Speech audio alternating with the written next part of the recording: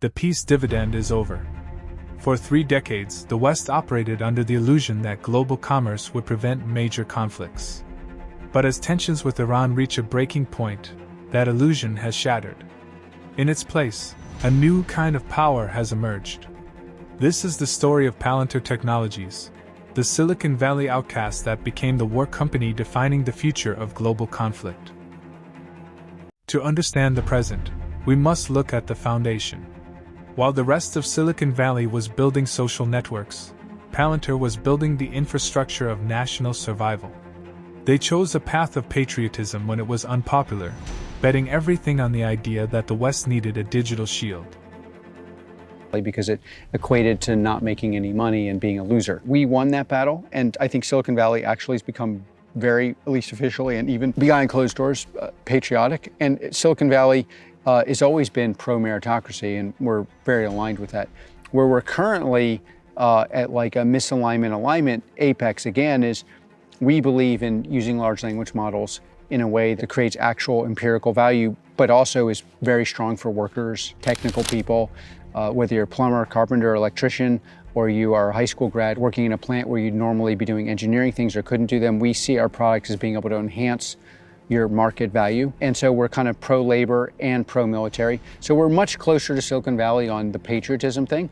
But for decades, we fought Silicon Valley about, government is something we should support. We walked towards the government when everyone walked away. That's how we ended up powering Maven, which is the U.S. government's military. Yeah, you took advantage when the Google workforce said we don't want Google to work on Maven, and then we built it. Yeah, but explain what Project Maven is. Well, so to find an adversary on a battlefield from any sensor, including space, is a massive integration and analytics project. So how do you find basically a needle in a haystack, and where that needle is also complex because it may look like your adversary, but maybe that person's actually working for you. Maybe they're in your service. Maybe their phone has been compromised. Finding that needle in a haystack. So find a person that is your adversary you want to take out across a massive landscape where you have a human controlled in the loop, like targeting workbench. So you say, this target's been approved. Why? Under what conditions?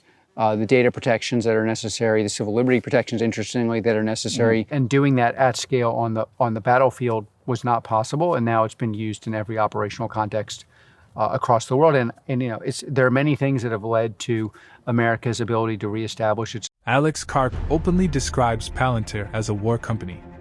This isn't just marketing, it's a strategic reality. In his view, software is now the primary weapon of the modern age. If you don't own the code, you don't own the battlefield. We do. Then you have the battlefield, the Project Maven, and also organizing the battlefield, what the special forces use it for. How do you know where your troops are? How do you bring them home with all the data that you'd have from any source environment? How do you manage assets while doing that? Meaning assets from the other side, assets meaning spies, basically. How do you get the human? How do you prepare your egress? How do you get in and out of the battlefield safely as possible? So avoiding mines, avoiding enemies.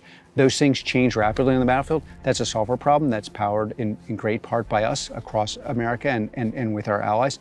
How do you supply targeting capabilities to allies, Ukraine, Israel, so that they get the product, but obviously we don't have access to the full data they use because we're not part of those countries. That's a Palantir thing. On the commercial side, it's how do you the current version would be, if you want AI to work, you're going to have precursor things. You can think of it as like the precursor to make anything. What are those things going to be? You're going to need high fidelity data. To have high fidelity data, you're going to need to be able to integrate your data with a model you understand. You're going to have to build something called pipelining, meaning you can serialize and deserialize, a technical way of taking apart and putting together the assumptions within the data. You're going to have to be able to maintain your security model and maintain the logic and actions of your business, and you're going to have to be able to abstract that to ontology. So shorthand, if you're doing anything that involves operational intelligence, whether it's analytics or AI, you're going to have to find something like Ontology or Foundry and FDEs to install it. That's Palantir. It's interesting because going back a little, you implied that the rest of Silicon Valley hasn't figured out how to do that. You're unique in exploiting it. Yeah, what I'm really saying is we know how to do it. If you find someone else who can do it and you don't want to work with us, buy it from them. Is there anyone you consider a competitor? Our competition is actually political. The woke left and the woke right. This software battle is currently being fought in the Middle East. Iran's asymmetrical strategy relies on proxies and shadows. But shadows leave data. Palantir's Gotham connects these dots, creating an algorithmic shield that anticipates moves before they are made. Was anti-decadent or anti-stagnation? If anything, maybe the answer is nothing. Well, I think it took longer and it was slower than I would have liked, but we have gotten to the place where a lot of people think something's gone wrong. And that was not the conversation I was having in 2012, 2013, 2014. I had a debate with Eric Schmidt in 2012 and Mark Andreessen in 2013 and Bezos in 2014.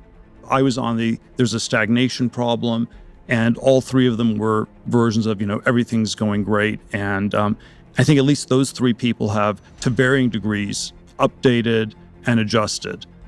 Silicon Valley's adjusted. And Silicon Valley, though, has more than adjusted. A big part of Silicon Valley on the stagnation question. Right, on the stagnation. But then question. a big part of Silicon Valley ended up going in for Trump in 2024, including, obviously, most famously, Elon Musk. Yeah, and this is deeply linked to the stagnation issue in my telling. I mean, and these things are always super complicated, but my telling is, I don't, and again, I'm so hesitant to speak for all these people, but, someone like Mark Zuckerberg or Facebook Meta, and, in some ways, I don't think he's very ideological. He didn't think this stuff necessarily through that much. It was the default was to be liberal, and it was always if the liberalism isn't working, what do you do? And for year after year after year, it was you do more. If something doesn't work, you just need to do more of it, and you up the dose, and you up the dose, and you spend hundreds of millions of dollars, and you go completely woke, and everybody hates you, and at some point, it's like, okay, maybe this isn't working. So they pivot, yeah, right? So it's not a pro-Trump thing. It's not a pro-Trump thing, but it is, just... Peter Thiel views this through the lens of a great stagnation that is finally ending. The collision between the digital world of bits and the physical world of atoms is reshaping the global order. The companies that control the flow of information will dictate the future. Of meaning that seemed to me to be very important, which is like, what does it mean for the budget deficit? What does it mean for the economy? What does it mean for geopolitics? One of the conversations, we had a few, recently was, you and I had was, does it change the calculus for China invading Taiwan? Where, if we have an accelerating AI revolution in the military, is China falling behind? And will this, and maybe on the optimistic side, it deters China because they've effectively lost. And on the pessimistic side, it accelerates them because they know it's now or never. If they don't grab Taiwan now, they will fall behind. And either way, this is a pretty important thing. It's not thought through. We don't think about what AI means for geopolitics.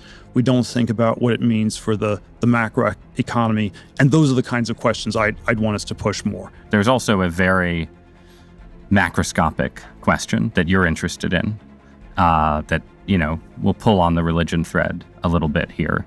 You have been giving talks recently about the concept of the Antichrist, which is a Christian concept, an apocalyptic concept.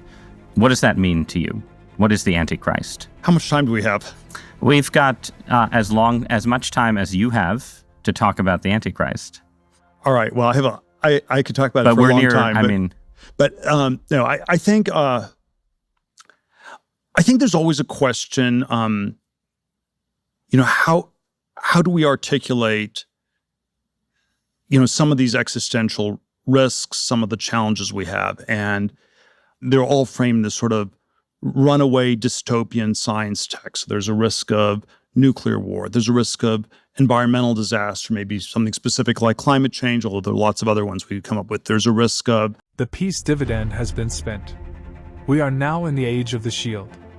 Whether this algorithmic edge will be enough to maintain stability remains the defining question of our time. One thing is certain, the code is now just as important as the steel.